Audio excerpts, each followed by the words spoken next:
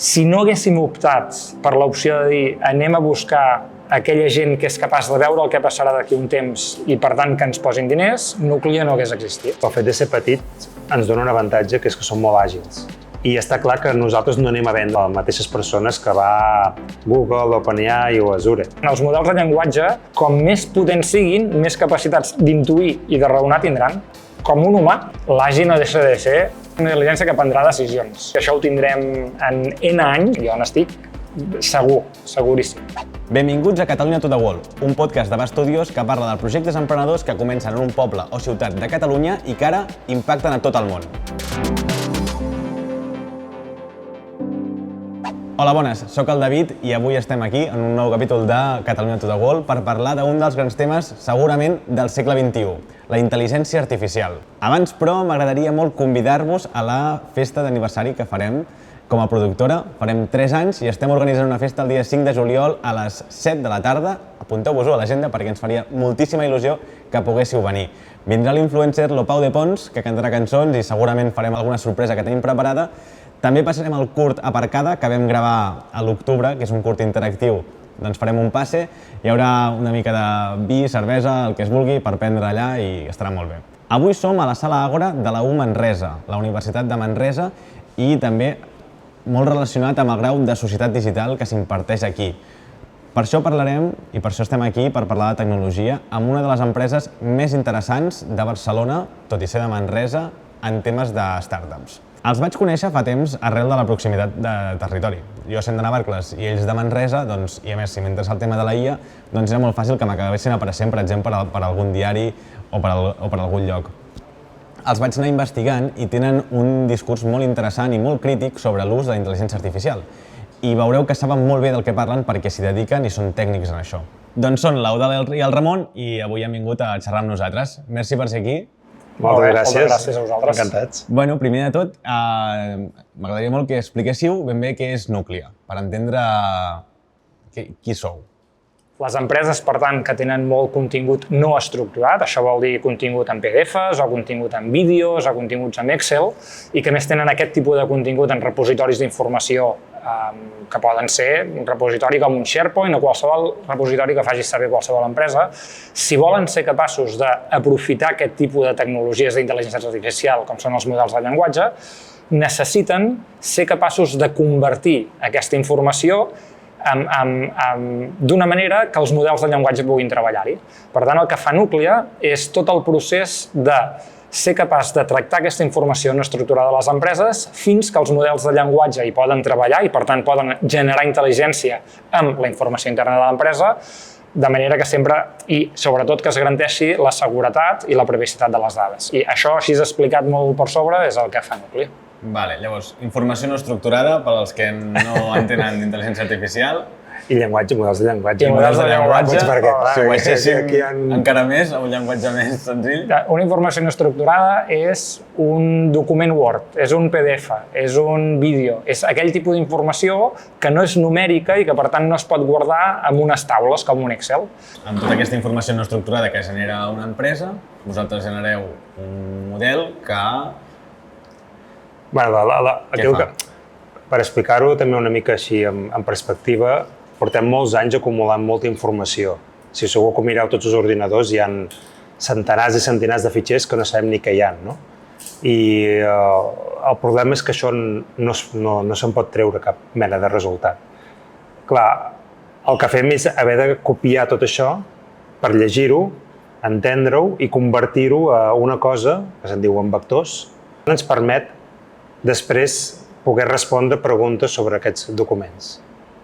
Vale. I per fer-ho necessitem el que se'n diuen els models de llenguatge.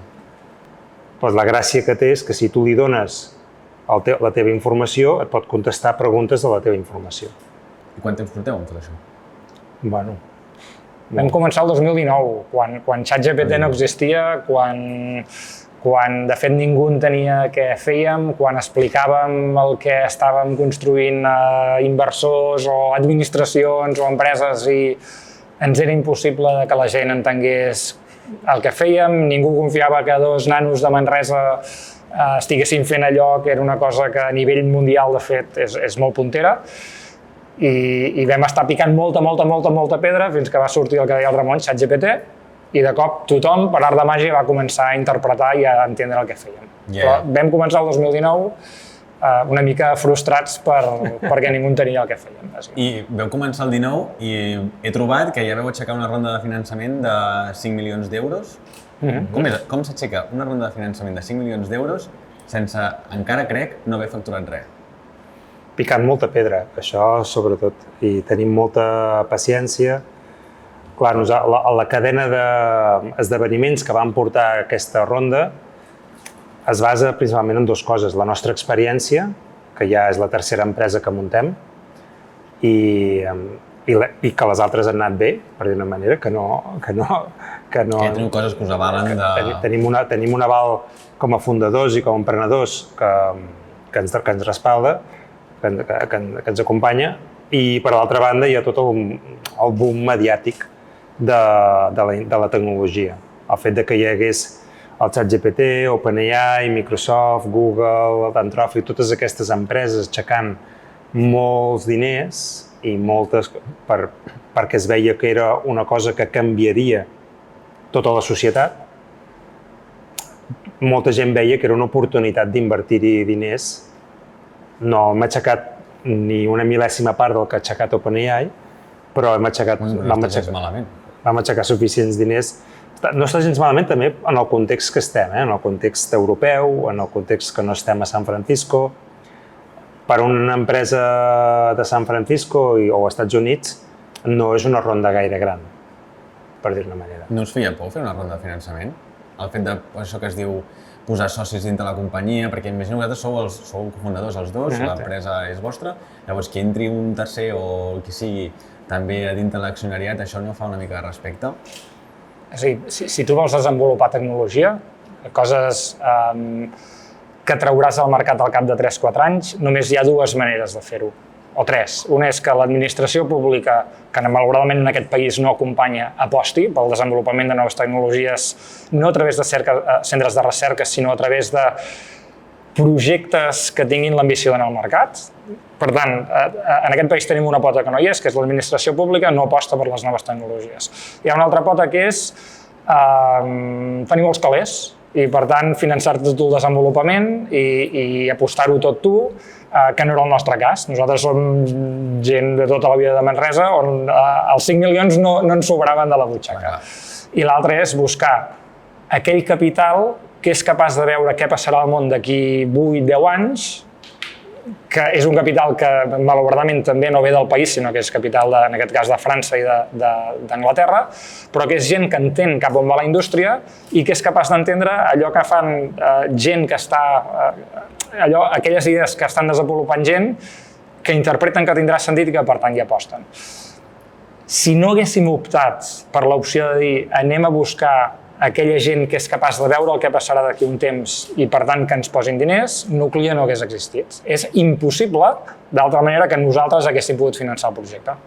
Perquè, jo què sé, m'invento, vosaltres hauríeu d'haver estat, bueno, vosaltres i el vostre equip, perquè ja sou uns quants, no? Hauríeu d'haver estat gairebé, com aquell que diu, sense cobrar o, no sé, fer una derivada d'un altre subproducte que us hagués permès finançar-vos, jo què sé, una cosa com molt rara i que no sé si... Sí, si vols fer un projecte global, necessites un equip global, necessites un equip amb unes qualificacions que són molt cares, amb unes experiències. Si tu vols muntar un equip que vol servir als Estats Units, que vol servir a tota Europa, a les empreses punteres, és difícil que algú d'aquí tingui aquesta experiència. Per tant, has d'anar a buscar personal molt qualificat, que és molt car. I aquest personal molt car requereix, o sigui, no, l'has de pagar bé, perquè si no se'n va, perquè està molt demanat. Llavors els diners principalment se'n van a muntar un equip. També és veritat que tota la part de màrqueting i tota la part més de tecnològica, necessitem molts servidors que valen molts diners i que no podríem pagar amb tot el que ens han pagat els clients, no serviria per pagar tot el que consumim avui en dia. Per tant, tot projecte que és molt tecnològic requereix una inversió de diners externa per poder funcionar. I com us ho feu? Perquè si en una empresa, quants treballadors teniu ara? Ara per sota de 30 som. Però... Si una empresa de 30, com es pot lluitar contra grans gegants com és el ChatGPT? I més en un món on canvia tant, i com per exemple deies abans que s'ha sortit un article, que tal, vull dir, com s'ho fa una empresa petita per sobreviure davant de gegants d'aquest estil? Bueno, aquí estem. No, és com tot, com per què la fleca que fa un pa artesà sobreviu quan tens els del Bimbo que et fan pa i en venen a tonelades. Primer de tot perquè nosaltres estem molt focalitzats a fer una part de tot el procés que permet treballar amb models de llenguatge i aquestes grans empreses es dediquen a fer el model de llenguatge, no a fer les altres parts. I sent més ràpids a desenvolupar que els altres i a vendre més, i a estar sempre desenvolupant l'última tecnologia, i és l'única manera, no hi ha més secrets. Jo diria que el fet de ser petit ens dona un avantatge, que és que som molt àgils. O sigui, canviar el producte completament, dir ara fem això i ara fem això, ho podem decidir en una setmana de temps. Una empresa més gran, per prendre les decisions, necessita processos molt llargs. I aquesta agilitat ens permet adaptar-nos a la situació real de l'estat de l'art. A part, hi ha un concepte en anglès molt famós, que és el go-to-market, que diguem que és saber a qui vas a vendre, no? I està clar que nosaltres no anem a vendre les mateixes persones que va Google, OpenAI o Azure. Nosaltres no vendrem al govern d'Espanya la solució, perquè ells ja tenen un proveïdor i és un procés molt lent. Ara, hi ha el teixit industrial mitjà a nivell global, hi ha un gran gruix d'empreses que estan per sobre les pimes i per sota les corporate. Per tant, tot aquest gruix, per exemple, és el nostre target d'empreses i aquí hi ha un ventall molt gran de clients que a les grans no els interessa. I quan creieu que ja estarà preparada Núclia per començar a atacar tot aquest target de... Ja ho fem, ja. Sí? Ah, vale. No, Núclia està al mercat. Volem pensar que estàveu desenvolupant i... No, estem al mercat. Malauradament molt més als Estats Units que a Europa i malauradament molt més als Estats Units que a Catalunya i malauradament molt més als Estats Units que a Manresa. I què tal com va? Bé, estem contents, o sigui, molt bé. Evidentment, tot té problemes i donar servei als Estats Units és molt complex, però estem molt contents. De fet, sí, comencem a tenir clients molt grossos als Estats Units. I com es treballa des d'aquí cap als Estats Units? Dormim poc, per exemple. Clar, m'has amb l'horari al revés. Sí, bueno, tenim sort que l'equip és un equip molt cohesionat i busquem maneres de no sempre treballar els mateixos donant suport als clients i anar rotant per aquesta dificultat. També és veritat que tenim gent treballant als Estats Units que ens ajuda. Cal tenir gent allà físicament. També s'ha de reconèixer que els sous dels Estats Units no són els sous que hi ha aquí, per tant és un esforç per una empresa que té un inversor europeu contractar als Estats Units, perquè no encaixa gaire la inversió amb els costs associats. Clar. El preu, el tiquet que es pot vendre als Estats Units és el mateix que es pot vendre a Catalunya? No, clar. No. Els Estats Units té una habilitat, té molts defectes, però té d'alguna gran virtut. Una és que les empreses aposten molt per les tecnologies noves i, per tant, investigar o apostar per coses noves és molt més senzill i estan acostumats a pagar molt més per tecnologia. I molt més, estem parlant de 10 vegades més del que pots arribar a facturar aquí. Podeu dir quan esteu facturant ara? O és una pregunta secreta? Bueno, pots preguntar, però segurament no t'ho podrem respondre. Preferim de moment encara no dir-ho. Però aneu bé? Estem contents. Sempre es podria anar millor, En tema de facturacions, sempre es pot anar millor. Molt bé. L'altre dia, quan vam coincidir aquí a unes jornades que vam fer aquí a la Universitat de Manresa sobre temes de societat digital, vam coincidir amb l'Eudald i Eudald vas dir alguna cosa que a mi em va xocar molt, que és el tema de que si la IA ja pot raonar per si sola. Llavors, us volia preguntar això. Si creieu que la IA ja està en un punt on ja no són models dèbils, senzills, que calculen una cosa concreta, sinó que ja permet començar a pensar per si sola determinades coses que igual no té ni dades sobre allò i ja pot fer càlculs. Què hem pensat d'aquest tema? Bueno, jo perdoneu que soc de la part universitària i primer m'agradaria desmitificar una mica el que són els models de llenguatge. Els models de llenguatge no deixen de ser un quadrat ple de números, d'acord? O sigui, no hi ha res màgic allà, és un quadrat molt gran que té uns números allà posats. I un model de llenguatge mai serà més bo que les dades que s'han fet servir per entrenar. O sigui, la capacitat que tinguem els models de llenguatge que hi ha avui només es deu a tenir les dades.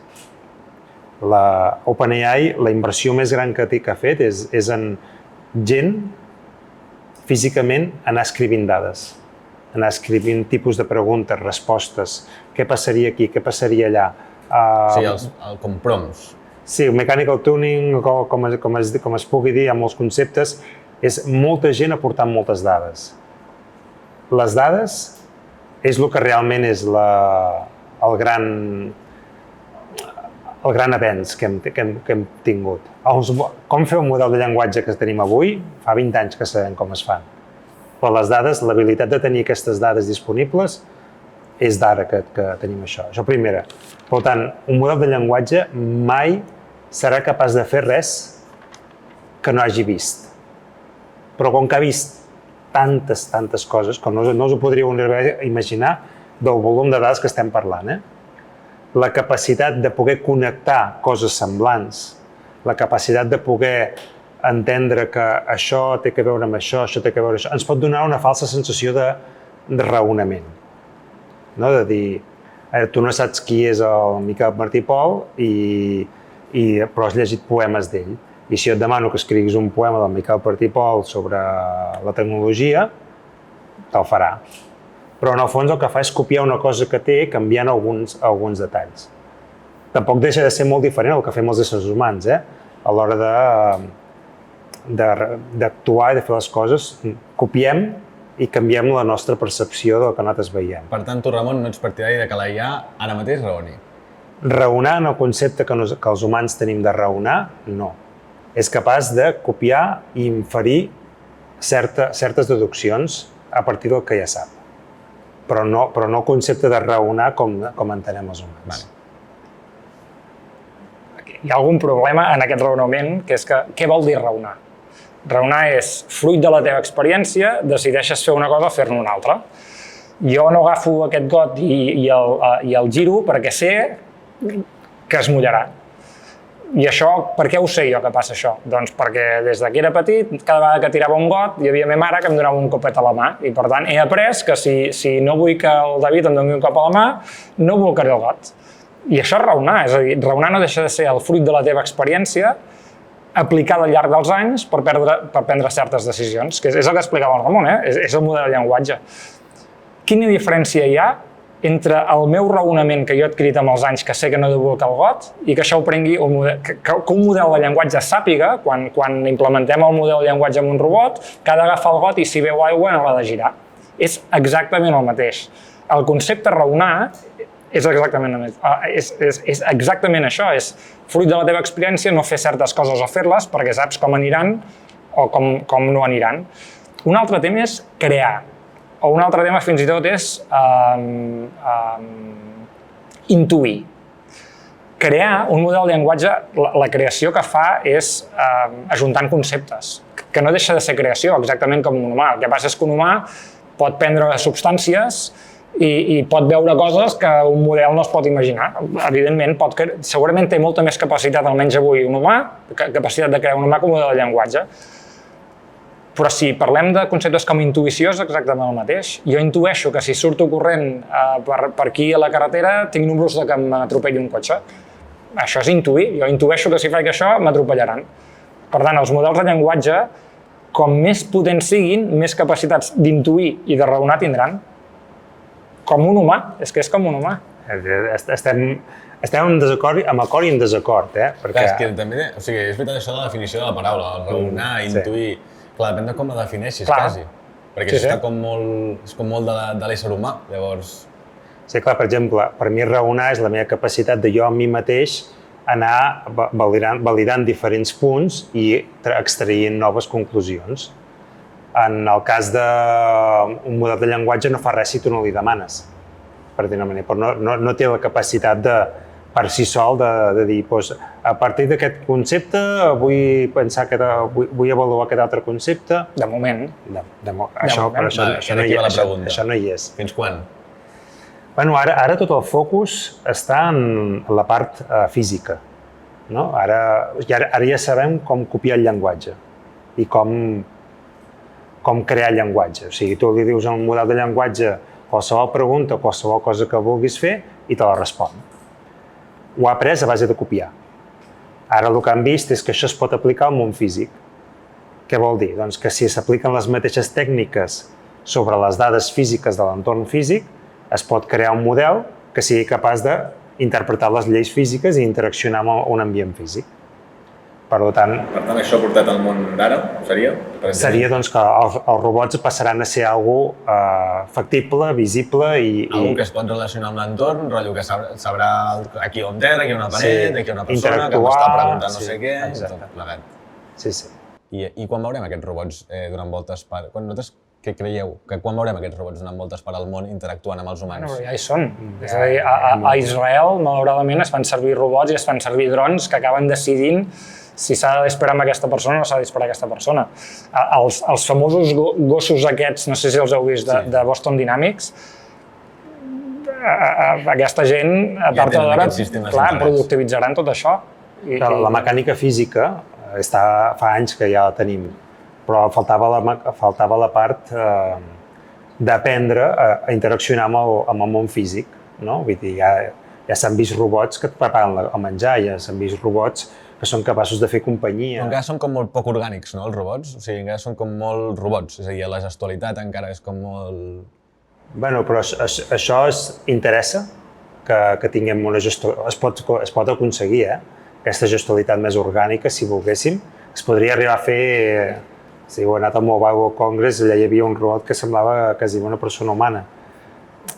Però la qüestió és que ens interessa, com a societat, que cal aquest percentatge de finura, de poder veure que tinc el dit aixecat mentre agafo això, o el que interessa és un robot que t'agafi el got i te'l posi aquí, perquè el que t'interessa és moure el got.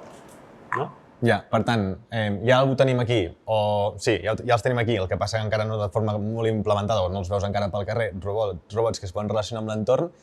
I una altra cosa que volia treure és el tema que aquí també hi ha molt relacionat amb la consciència.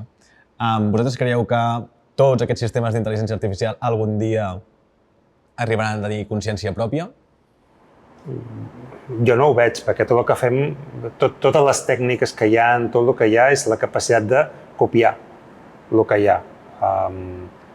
La consciència és un concepte molt complex que requereix un raonament des del concepte que jo estava dient, de la capacitat de tu per tu mateix fer alguna operació que t'interessi o fer alguna deducció que t'interessi. Segur que hi ha molta literatura sobre el tema, però jo no veig a la ciència avui en dia encarada en aquesta direcció. Tu, com ho veus, igual? Jo ho veig diferent, evidentment. No, aquí hi ha un concepte que es diu AGI, que és la intel·ligència artificial general. Tothom sap, tothom, perquè és una cosa que està definida, que a OpenAI hi ha una altra empresa que es diu Anthropic, que estan destinant centenars de milions a la investigació en aquest tema. A l'AGI. A l'AGI. L'AGI no deixa de ser una intel·ligència amb consciència o no, perquè la definició de consciència ja també és una mica difusa, però no deixa de ser una intel·ligència que prendrà decisions. Hi ha gent que diu que OpenAI està més o menys a 5 anys de tenir-ho, hi ha gent que diu a 10 anys, però en tot cas que una gran part dels investigadors que tenen backup aquí, això és públic. I es diu, però això també forma part d'aquest gossip, d'aquests rumors que surten, que part de les friccions que hi ha al Consell d'Administració OpenAI és que OpenAI té una composició estructural una mica diferent, una mica estranya, perquè per una banda és una empresa amb la necessitat de fer pasta i amb una inversió de 10.000 milions de Microsoft i buscant una inversió nova de 100.000 milions, i per altra banda és una organització sense ànim de lucre. Una de les coses que es va comentar molt és que part de la board que forma part del sector sense ànim de lucre volia parar les investigacions que van en aquesta direcció precisament perquè la raó fundacional d'OpenAI és fer una intel·ligència artificial que sigui pel bé de la humanitat, no pel bé de Microsoft. Però que van cap a aquesta direcció i que això ho tindrem en N anys, els que siguin, jo n'estic segur, seguríssim. D'aquí 5 anys ho veurem, per això, jo n'estic segur. Jo crec que ens queden moltes fronteres que encara no hem arribat. A nivell de recerca, ja no parlo ni a nivell d'empresa, ni hi ha molts entrebancs que s'hauran de solucionar per poder arribar a plantejar aquest concepte, entenent-ho des del punt de vista de consciència com entenem els humans. Vull dir, de fet, els americans tenen aquest concepte que són capaços de vendre't una cosa en 4 paraules boniques, no? I si tu ensenyes el GPT-O, el G4O, aquest que ha sortit ara fa poc, no? I la interacció amb la veu, que fins i tot parla català, no? I comences a preguntar. El meu nebot l'altre dia va deixar l'aplicació i va començar a parlar i diu, ostres, aquí hi ha una persona darrere? Pots tenir la sensació perfectament de que hi ha una persona que és capaç de raonar, que és capaç de tenir consciència. La veritat és que no. La veritat és que hi ha un model que copia altres coses que ha vist i les adapta a lo que tu li demanes. Com un humà. Bueno, exactament igual que un humà. No, perquè jo puc decidir ara aixecar-me i marxar, entens, per exemple? Sí, no té potes. No té potes. No té emocions, que són la base de la nostra capacitat. Però tenir consciència no has de tenir emocions, Has de tenir consciència, no... Podríem estar així molta estona, jo t'aviso. Llavors, pregunta, amb tots aquests canvis i totes aquestes investigacions que s'estan fent, creieu que faran que la societat sigui més bona i positiva o augmentarà la desigualtat? Ara començo. Comença tu. Jo crec que hi ha una desconsciència molt perillosa sobre cap on va el món. I és un problema. És un problema que a més s'ajunta en un moment on i això ja és potser una anàlisi més sociològica, on hi ha menys capacitat d'entendre el que passa, menys capacitat d'anàlisi, menys capacitat crítica. Això per part de la gent, Sí, en general. Sí, clar. Com a societat, l'única frontera que tu pots posar entre una cosa que és ètica i una cosa que no és ètica és la consciència col·lectiva, que és la capacitat que tenim tots de dir si això està bé o no està bé. Mai a la història hi havia hagut tant dèficit d'atenció, mai a la història es veu la realitat en blancs o negres, mai a la història ens informem mitjançant 140 caràcters a un vídeo de TikTok i t'acabes creient allò que veus. I per tant estem en un moment on hi ha un canvi de paradigma de la tecnologia en les pitjors condicions humanes. Tot això junt i la manca de regulació dels estats, els estats estan a anys llum d'entendre, els estats vull dir els que fan les lleis, estan a anys llums d'entendre el que està venint. Això o hi ha un canvi molt important o només fa intuir que les coses, això anirà pitjor. O sigui, tindrà un impacte negatiu per la societat. Jo tinc una visió més positiva sobre la humanitat i crec que... Però això sou socis, És en plan, aquí l'èxit està al mig. Jo crec que la humanitat reaccionarà i reacciona més a Manresa que a Barcelona, per dir una manera. Què vols dir? O sigui, a les grans ciutats hi ha molt més encastat o empaltat el concepte de la tecnologia en el dia a dia que en el món rural, no? Per dir una manera, que en el món més exterior. I això també passa als Estats Units, Vull dir, si te'n vas a Wisconsin, doncs allà la tecnologia no ha fet tant d'èmfasi i es busca més un equilibri. Te'n vas a qualsevol gran ciutat, Nova York, San Francisco, i a San Francisco tens els cotxes que van sols, per dir una manera. Per tant, per mi també és un tema que hi ha un equilibri, que alguns llocs són més avançats i altres més conservadors o que saben volen valorar més la humanitat i no ser tan de l'instant i del moment. Vale. Molt bé.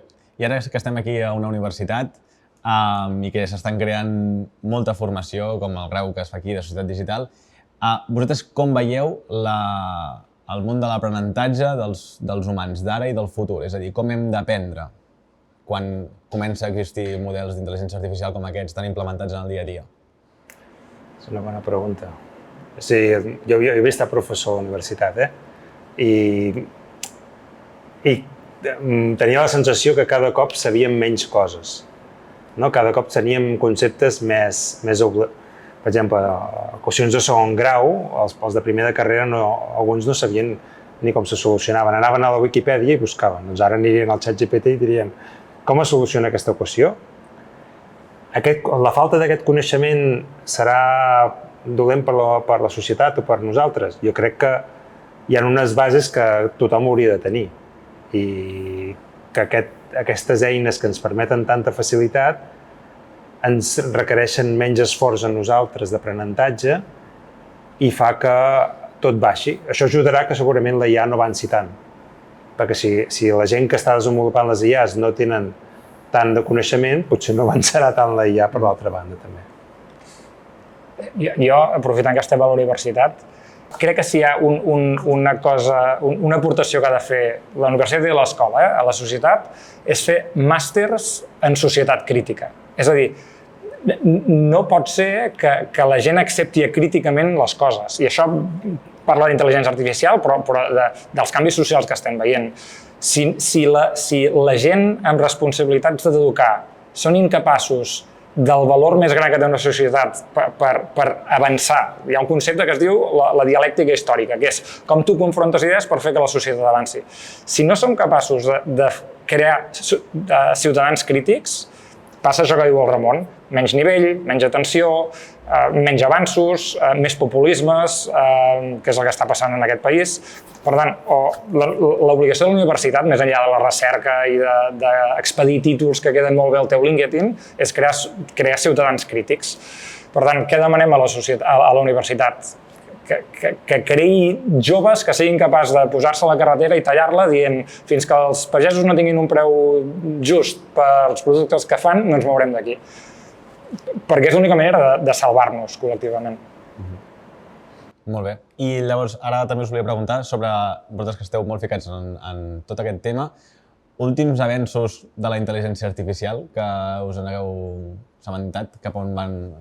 Això, ja n'heu comentat alguns, però per fer un resum dels principals avenços que heu vist.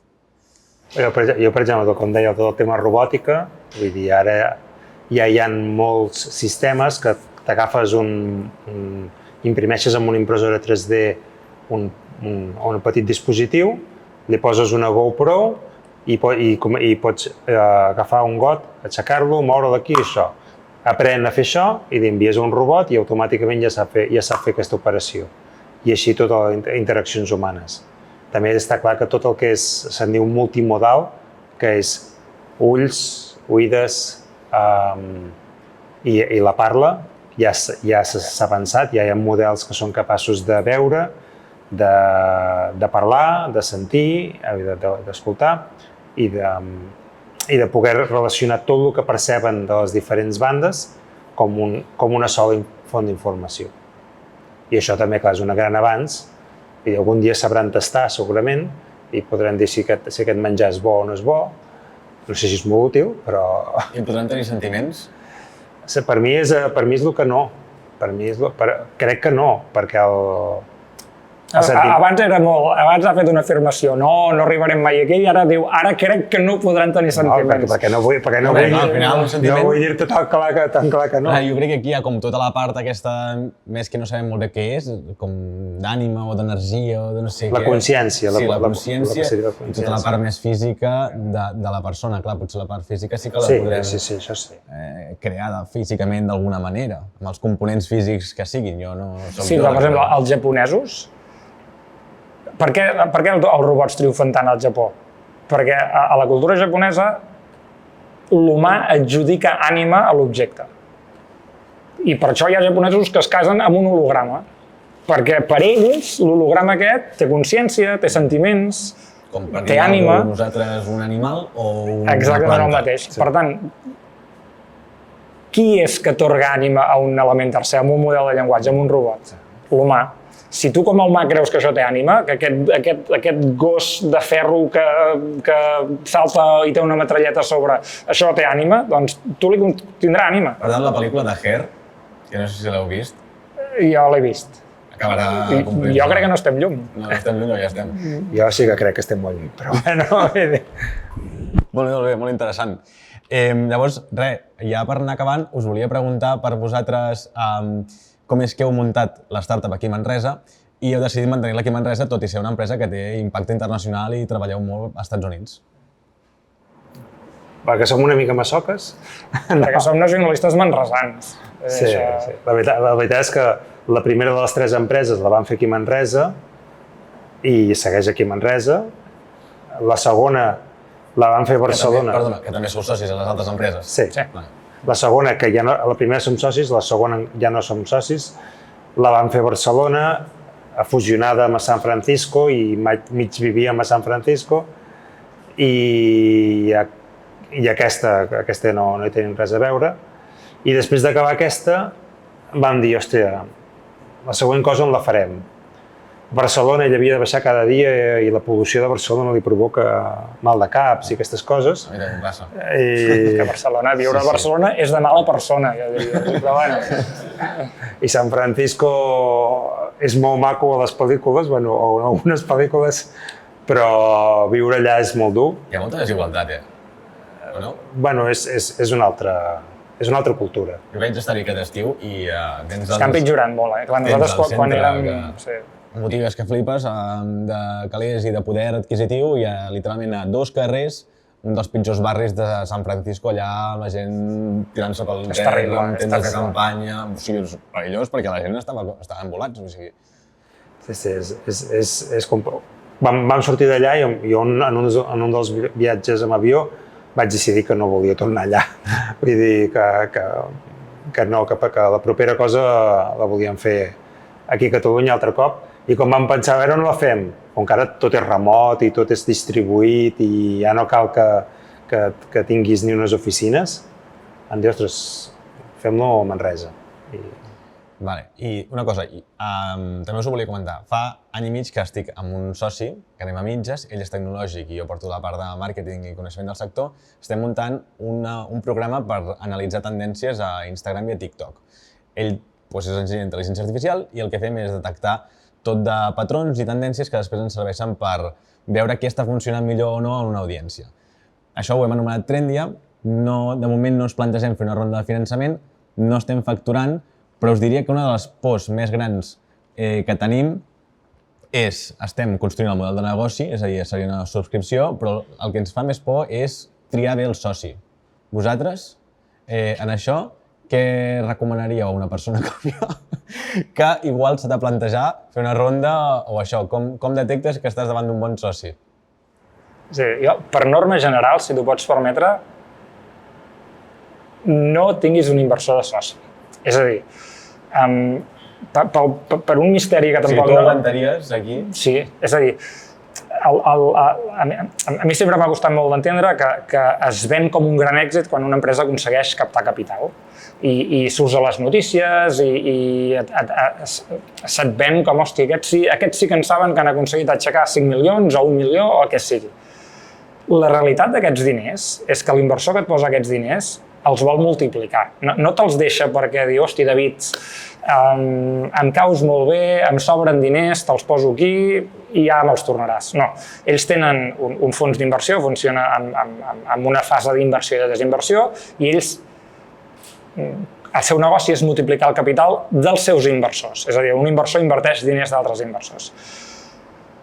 Si tu com a empresa estàs disposat a jugar al joc de dir jo he de multiplicar per 10 aquests 200.000 euros que em deixen... Per 10, no per 2. El benchmark, en diuen ells, és que has de multiplicar per 10. Juga-hi. Sabem que sortiràs a unes quantes notícies dient hòstia que bé el David ha aixecat 200.000 euros o 1 milió, el que sigui, i això des del punt de vista de l'ego diu hòstia que xulo, però sabem que aquests diners el teu inversor vol que els multipliquis. I això et posa en una situació de pressió molt sovint, perquè els resultats no són lineals, és a dir, pots estar amb uns resultats plans i de cop comences a pujar, però no són lineals. Per tant, el meu consell, tu Ramon, potser diria que ho veiem igual, però potser us és diferent. Si no has d'agafar un inversor, evita-ho.